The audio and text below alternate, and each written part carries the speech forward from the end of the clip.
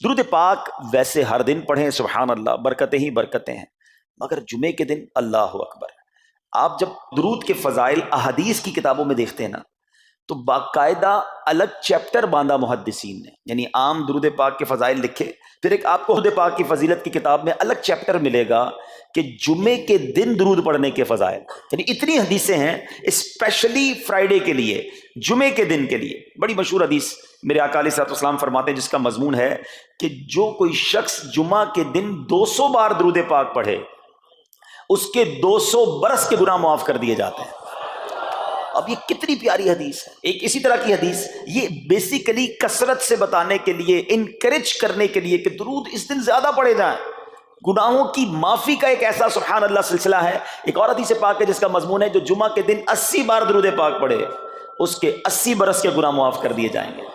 تو یہ دن تو سبحان اللہ گناہ گاروں کی بن آتی ہے، گناہ گاروں کو موقع دیا جاتا ہے کہ پورے ہفتے میں اگر کوئی کمزوری رہ بھی گئی ہے تو اب جمعہ آ گیا ہے، اب درود پڑھ لو، اب تلاوت کر لو، اب دعائیں کر لو، اب اللہ سے رجوع لے آؤ۔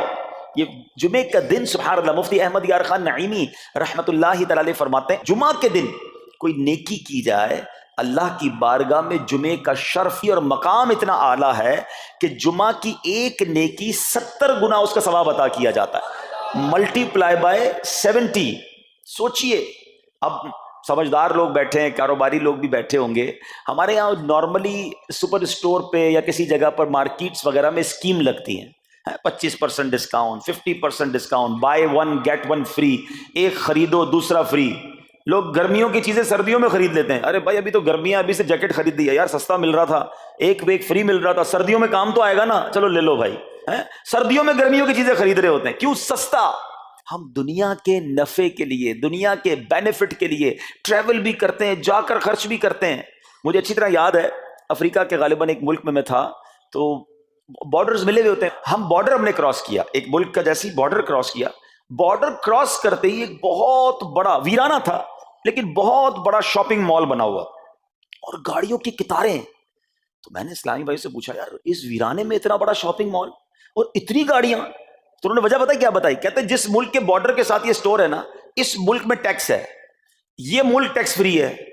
اچھا، اس ملک نے اپنے بزنس کو چلانے کے لیے اپنے ملک کے اندر مال بنے ہوں گے، ایک اسپیشل مال یہاں بنا دیا تاکہ اس ملک والے سفر کر کے آئیں اور پورے مہینے کا سامان اس سٹور سے لے کے واپس چلے جائیں، صرف ٹیکس بچانے کے لیے ایک ایک مہینے کا سامان۔ اچھا، گاڑیوں کی لائنیں۔ اب بتاؤ یار، ہم دنیا کمانے کے لیے، سفر کرنے کے لیے تیار ہیں، نفع کمانے کے لیے وقت دینے کے لیے تیار ہیں، ہر جمعے اسکیم اناؤنس ہے، ایک نیکی کرو 70 گنا ثواب کماؤ گے۔ بتاؤ کیا ذہن ہونا چاہیے کہ یار بس جمعے کا دن تو قرآن پڑھوں گا، درود پڑھوں گا، صدقہ کروں گا۔ سبحان اللہ، ڈھونڈ ڈھونڈ کے ہمارے صحابہ علیہم رضوان ڈھونڈ ڈھونڈ کے نیک اعمال کرتے تھے کہ یہ بھی عمل کر لوں، یہ بھی کر لوں، اور جمعے کے دن اسپیشلی۔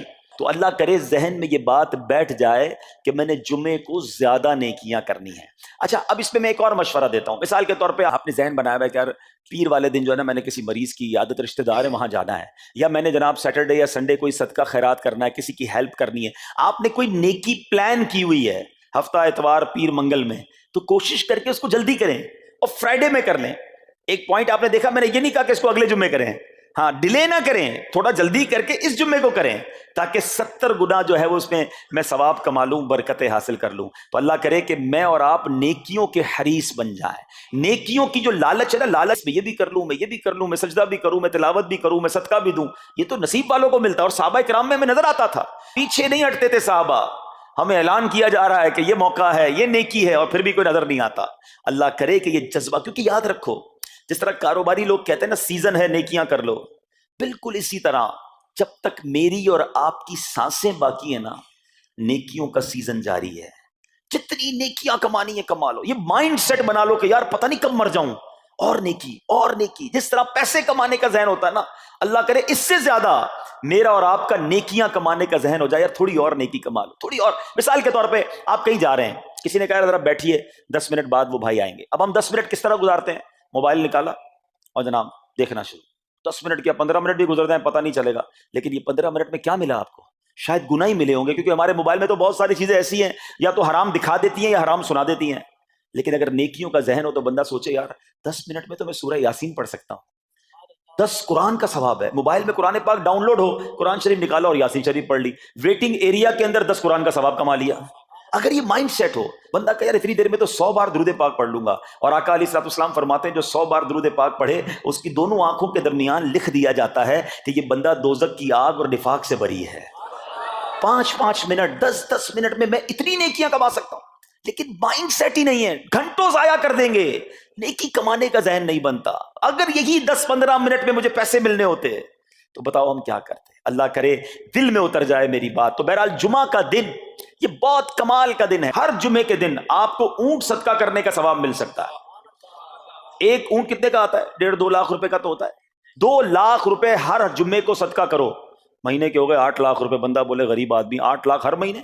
جی جناب, ہر مہینے 8 لاکھ کم و بیش آپ صدقہ کرنے کا ثواب کما سکتے ہیں. کیسے؟ کتنا آسان. نبی پاک علیہ الصلوۃ والسلام فرماتے ہیں جس کا مضمون ہے جو جمعے کے دن سب سے پہلے آتا ہے اسے اونٹ صدقہ کرنے کا ثواب ملتا ہے, جو اس کے بعد آتا ہے اسے گائے صدقہ کرنے کا ثواب ملتا ہے. اللہ کی رحمت سے ہر جمعے فرشتے مسجد کے دروازے پر کھڑے ہوتے ہیں, ہم اللہ سے دعا کرتے ہیں اللہ تیری نوری مخلوق کے صدقے ہم پر رحم فرما, ہماری مغفرت فرما. مگر جب امام خطبے کے لیے کھڑا ہو جاتا ہے, آقا علیہ الصلوۃ والسلام فرماتے ہیں وہ رجسٹر بند کرتے ہیں اور وہ بھی آ کر امام کا خطبہ سننے کے لیے بیٹھ جاتے ہیں. تو جلدی آ کر, کچھ منٹ پہلے آ کر. اچھا, علم دین الگ ملتا ہے, ظاہر ہے یہاں ہر جمعے بیان ہوتا ہے, وہ بیان سننے کو آپ کو الگ ملے گا, نیکی کی دعوت الگ ملے گی, اور سبحان اللہ اونٹ صدقہ کرنے کا ثواب. تو مبارک ہو انہیں جو جلدی آتے ہیں. تو بہرحال اب میں چاہتا ہوں کہ جب بات جمعے پر ہی ہو رہی ہے تو ایک میں نے اور آپ کو پیغام دینا تھا. جمعے کو خطبہ دیا جاتا ہے, سالوں سے خطبہ سن رہے ہیں. مجھے اچھی طرح یاد ہے جب میری عمر شاید 17-18 سال تھی تو سن کر آدھا خطبہ تو مجھے اسی وقت یاد ہو گیا تھا. اب شاید پونا یاد ہو گیا ہوگا. آپ میں سے بھی کئیوں کو 60-70-80% خطبہ یاد ہوگا کیونکہ ہر جمعے سنتے ہیں.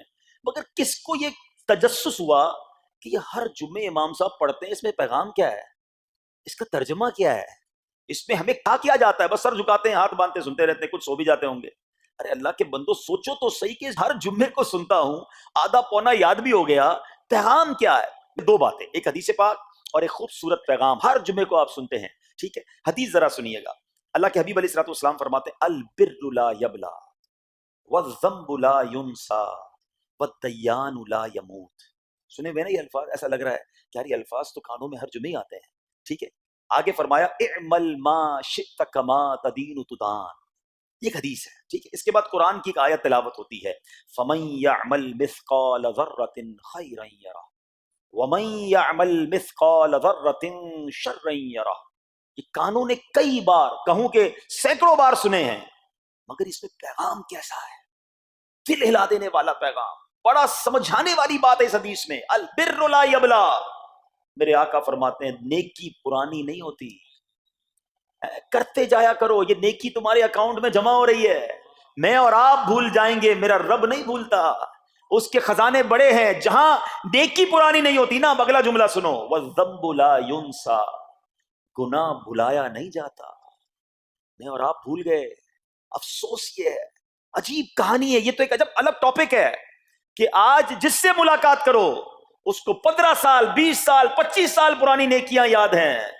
لوگ ملتے ہیں کہتے ہیں 1990 میں حج کیا تھا, 95 میں عمرہ کیا, 2002 میں فلاں مسجد بنائی. آپ کی دعوت اسلامی کے قافلے میں بھی 2005 میں گیا تھا. ساری نیکیاں 15 20 سال پرانی یاد ہیں. گناہ کل جھوٹ بولا تھا یاد ہے, کل رات کو بد نگاہی ہو گئی تھی وہ یاد ہے, پرسوں غیبت کی تھی وہ یاد ہے. سالوں تو چھوڑو, ہم گھنٹے پہلے کا گناہ بھول جاتے ہیں.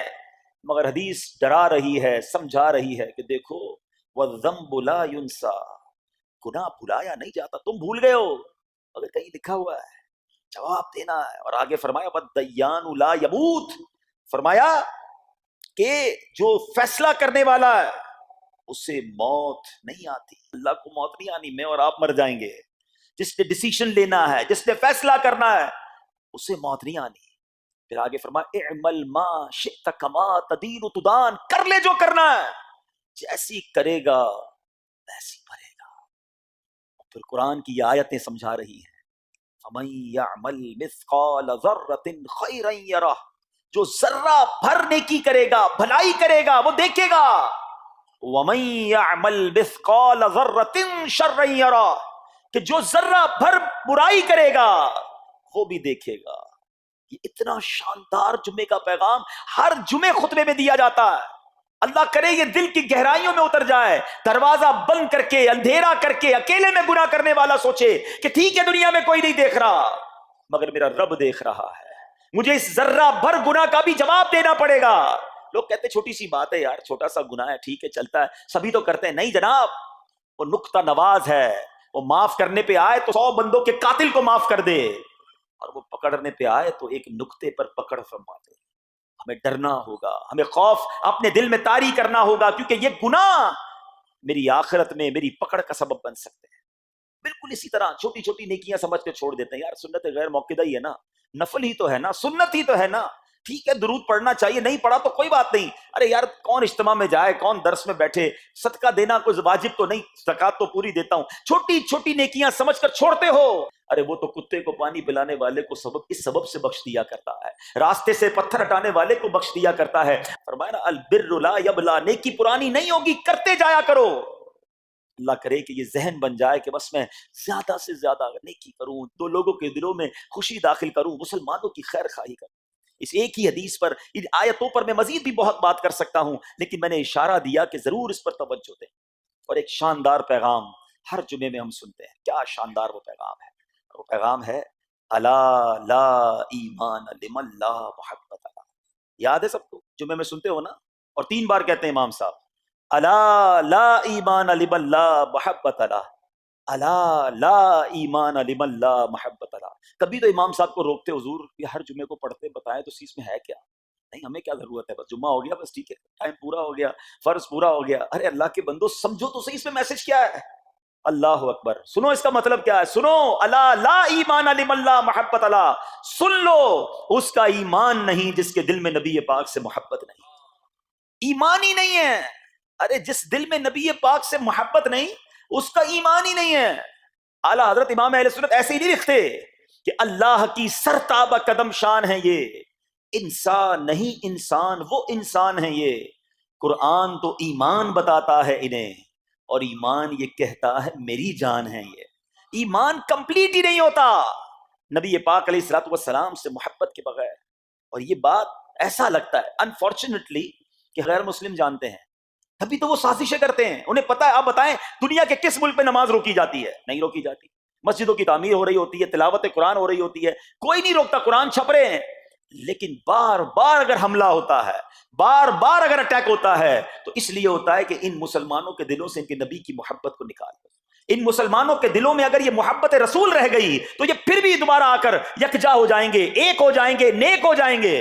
کسی طرح دل سے محبت رسول صلی اللہ تعالی علیہ وسلم نکالی جائے، اور اسی وجہ سے یہ ساری سازشیں کی جاتی ہیں۔ معاذ اللہ، نبی پاک علیہ الصلوۃ والسلام کی گستاخیاں کی جاتی ہیں تاکہ چیک کیا جائے ان پر اثر بھی پڑتا ہے کہ نہیں، کوئی اوپر نیچے ہوتا بھی ہے کہ نہیں، کہ اپنی دنیا میں مگن ہے، اس کو احساس ہی نہیں ہے۔ میرے میٹھے اسلامی بھائیوں، دنیا کا دستور ہے جب کسی چیز کی ڈیفیشینسی ہو جائے نا تو اس کی ایفیشینسی بڑھائی جاتی ہے۔ مثال کے طور پہ کسی کے جناب جسم میں وٹامن ڈی کم ہو، ہم کیا کرتے ہیں، وٹامن ڈی کی ٹیبلٹس لے کر اس کو پھر بڑھاتے ہیں۔ کیلشیم کی کمی ہو، ڈاکٹر کہتا ہے بھائی تھوڑی کیلشیم کی دوائی پیو، تمہارے اندر کیلشیم کی کمی ہو رہی ہے۔ جب کسی چیز کی کمی کی جائے اس کو بڑھانے کی کوشش کی جاتی ہے۔ اگر یہ دنیا کے چند لوگوں کا یہ پلان ہے کہ مسلمانوں کے دلوں سے عشق رسول نکالو، تو اب میرا اور آپ کا کام یہ ہے کہ انشاءاللہ عشق رسول کو اب اضافہ کریں گے، اب نبی پاک کی محبت میں اور اضافہ کریں گے، سرور کائنات علیہ الصلوۃ والسلام کی محبت میں زندگی گزاریں گے، خود بھی سچے عاشق رسول بنیں، اپنی نسلوں کو عاشق رسول بنائیں۔ اللہ سلامت رکھے میرے پیر و مرشد کو۔ 30 سال پہلے،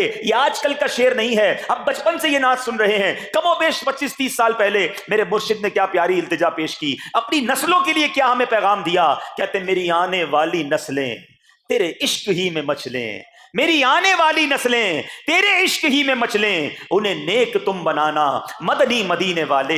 یہ ہے پیغام دعوت اسلامی کا کہ ہم بھی عاشق رسول بنیں، کسی صورت ہمارے دل سے عشق رسول کم نہ ہو، اور جناب ہماری نسلوں میں ہم عشق رسول اتاریں۔ تو مجھے اور آپ کو اس ڈیفیشینسی کو ایفیشینسی میں، اس میں اضافے کا اہتمام کرنا ہوگا۔ اب آئیے دیکھتے طریقے کیا ہیں، کیسے عشق رسول بڑھے گا، کیسے دلوں میں محبت رسول بڑھے گی، کیونکہ جمعے کا یہ اعلان ہر جمعے سنتے ہو، الا لا ایمان لمن لا محبت له، وہ ایمان ہی کامل نہیں ہے، وہ ایمان ہی کمپلیٹ نہیں ہے جس دل میں عشق رسول نہیں ہے۔ تو عشق رسول بڑھے گا کیسے جناب؟ تو دنیا کا بڑا سمپل فارمولا ہے کہ عشق بغیر اطاعت کے کمپلیٹ ہی نہیں ہوتا۔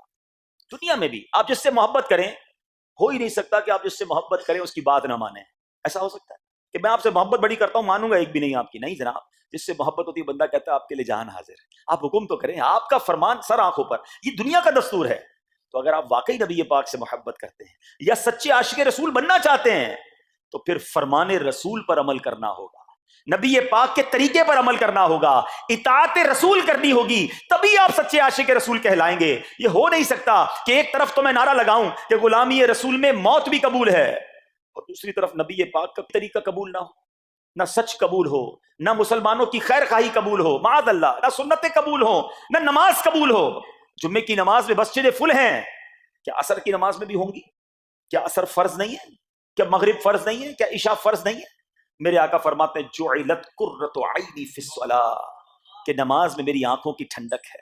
ان گستاخان رسول کو یہ جواب دینا ہے کہ تم جتنی نبی پاک علیہ الصلوۃ والسلام کی معاذ اللہ شان میں گستاخی کرو گے، دنیا میں تو نیست و نابود ہو ہی جاؤ گے، مگر تم دیکھو گے کہ تمہارا ہر قدم ہمارے عشق رسول میں اضافے کا باعث بنے گا، ہمارے انشاءاللہ نبی پاک کے قریب ہونے کا باعث بنے گا. آؤ نیت کریں کہ آج کے بعد ہماری کوئی نماز قضا نہیں ہوگی، آج کے بعد زندگی نبی پاک کی سنتوں کے مطابق گزرے گی. میرا چہرہ، میرا لباس، میرا کردار بتائے کہ میں کس کا امتی اور کس کا عاشق ہوں. ارے مجھے بتانا کیوں پڑے میں کس کا امتی ہوں، مجھے دیکھ کر پتا چل جائے. وہ شاعر لکھتے ہیں نا، فنا اتنا تو ہو جاؤں میں تیری ذات عالی میں، حضور فنا اتنا تو ہو جاؤں میں تیری ذات عالی میں، جو مجھ کو دیکھ لے اس کو تیرا دیدار ہو جائے. اللہ پاک نبی پاک علیہ الصلوۃ والسلام کے سچے عاشقوں میں ہمیں شامل فرمائے. جمعے کا دن ڈھونڈ کر نیکیاں کرنے کا دن ہے، تو ہمیں جمعے کے دن مزید نیکیاں کرنے کی اور اچھی نیتیں کرنے کی توفیق عطا